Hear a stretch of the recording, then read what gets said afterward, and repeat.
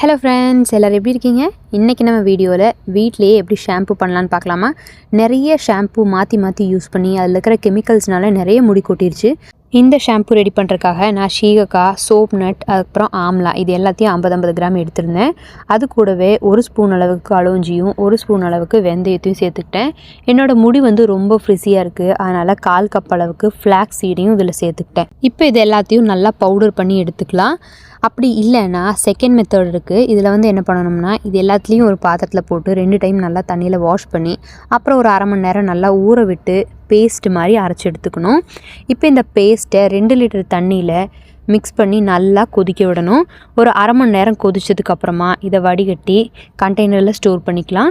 இது ஃப்ரிட்ஜில் வச்சு யூஸ் பண்ணணும். வெளியிலேயே வச்சு யூஸ் பண்ணால் ஒரு வாரத்துலேயே ஒரு புளிச்ச ஸ்மெல் மாதிரி வர ஆரம்பிச்சிடும். இந்த ஷாம்பு ப்ரிப்பேர் பண்ணும்போது நோட் பண்ண வேண்டிய முக்கியமான விஷயம், தண்ணி அதிகமாக சேர்த்தக்கூடாது. தண்ணி அதிகமாக சேர்த்திட்டிங்கன்னா நுரை வராது. இந்த ஷாம்பு யூஸ் பண்ணுறதுனால என் முடி அதிகமாக கொட்டாமல் சாஃப்டாகவும் இருந்துச்சு. நீங்களும் கண்டிப்பாக ட்ரை பண்ணி பார்த்துட்டு எப்படி இருந்ததுன்னு கமெண்ட் செக்ஷனில் சொல்லுங்கள். வீடியோ பிடிச்சிருந்துன்னா லைக், ஷேர் அண்ட் சப்ஸ்கிரைப் கண்டிப்பாக பண்ணுங்கள். அப்போ தான் என்னோடய நெக்ஸ்ட் வீடியோ உங்களை சேரும்.